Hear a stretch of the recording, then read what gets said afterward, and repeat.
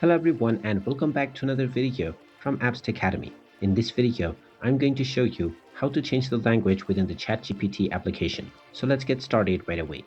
First of all, open up the ChatGPT application on your device. And if you haven't logged into your account already, log in using your Google account or by using your credentials. After logging in, you will end up within the chat page. Now, if you wish to change the language for your application, just tap on the menu icon at the top left corner and then tap on the three dots alongside your username at the bottom section. Once you tap on this, you will see various different options within settings. Just click on Customize and you will now find the language.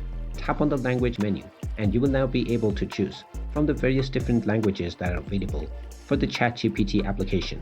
Just tap on whichever language you prefer and then tap on the OK button, and this will now restart the application in order to apply your language preferences right away.